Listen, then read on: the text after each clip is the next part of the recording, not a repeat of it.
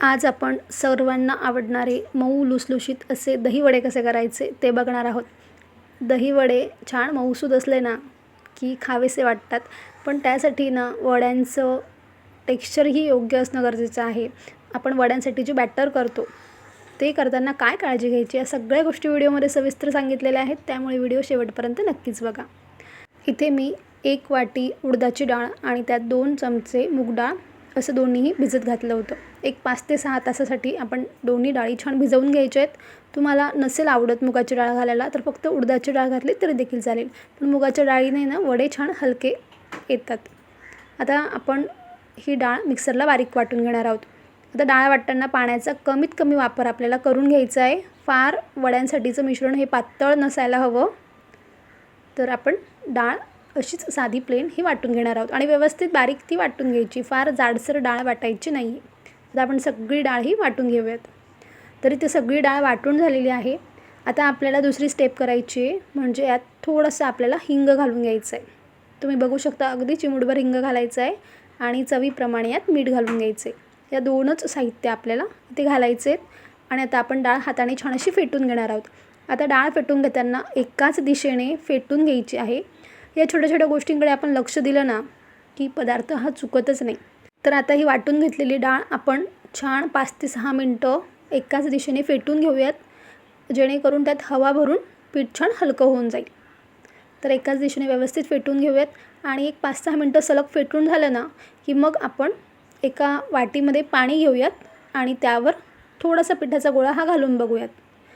पिठाचा गोळा त्या पाण्यावर छान तरंगला म्हणजे पीठ छान असं हलकं फुलकं झालेलं आहे आणि तुम्ही बघू शकता पिठाचा रंगही अजून हलका झालेला दिसतोय। तर बघा पाण्यावर छान हे पिठाचा गोळा तरंगतो आहे, म्हणजे आपलं बॅटर अगदी परफेक्ट आहे। पण लगेच वडे करायला घ्यायचे नाही आहेत, हीच ती महत्त्वाची टीप आहे। आता आपण हे बॅटर आहे असंच अर्धा तासासाठी झाकून ठेवून द्यायचं आहे। कमीत कमी 20 मिनटं तरी नक्कीच या बॅटरला झाकून ठेवायचं आहे। आता बॅटरला झाकून ठेवतो आहे तोवर आपण यासाठीचं गोड दही तयार करून घेऊया। तर इथे मी 1 पाव लिटर दही घेतलेलं आहे। दही ताजं घ्यायचं आहे, फार आंबट दही यासाठी घ्यायचं नाही आहे। आणि यात साखर घालताना पिठी साखर घालायची, शक्यतोवर अख्खी साखर वापरू नका।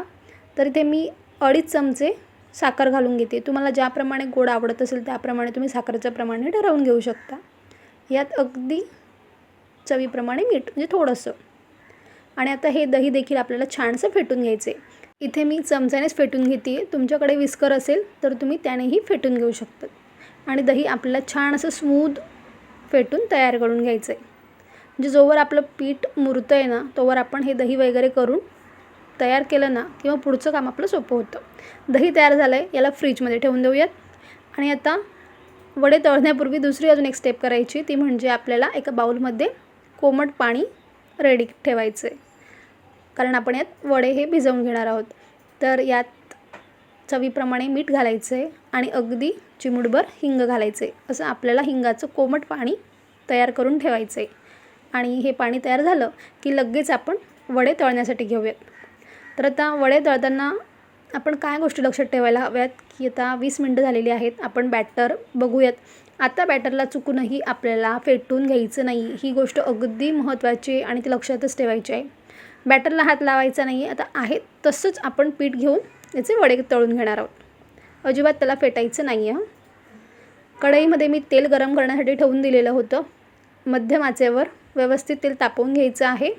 आणि बघा बॅटरला अजिबात फेटलेलं नाही आहे, असंच बॅटर आपल्याला आता लावून द्यायचं आहे आणि पाण्याचा हात लावून आपण यात वडे सोडून घेणार आहोत। तर फार मोठे असे मी वडे सोडून घेणार नाही आहे, मध्यम आकाराचे, म्हणजे तुम्हाला ज्या आकारात आवडत असतील त्याप्रमाणे तुम्ही लहान मोठे ते करून घेऊ शकतात। आणि फार दाटीवाटी कढईमध्ये वड्यांची करायची नाही आहे। आणि काय होतं ना, पहिली बॅच थोडी तळाला चिकटतेच, मग मात्र नंतरच्या बॅच अजिबात त्या चिकटत नाहीत। वडे तेलात घातल्यानंतर लगेच त्याला झारा लावायचं नाही आहे, थोडंसं त्याला सेट होऊन द्यायचं आहे, थोडा आकार धरू द्यायचा आहे आणि हलकं हलकं झाऱ्याने त्यावर तेल हे उडवत राहायचं आहे आणि अगदी अलगद मग तळापासून वडे हे हलवून घ्यायचे। सगळ्या बाजूने वडे व्यवस्थित तळून घ्यायचे। गॅसची फ्लेम फार मोठी ठेवायची नाही आहे, मध्यम आचेवर। ही सुरुवातीची बॅच माझी थोडी गडद रंगावर तळली गेली, पण यापेक्षा हलक्या रंगावर वडे तळून घेतले तरी देखील चालणार आहे। आणि यात सोडा वगैरे घालण्याची गरजच नसते. आपण जे पीठ 20 मिनटासाठी ठेवून देतो ना बॅटर वड्यांसाठीचं, त्याने वडे एवढे छान हलके फुलके होतात ना. तर आता आपण दुसरी बॅच देखील तळून घेऊयात.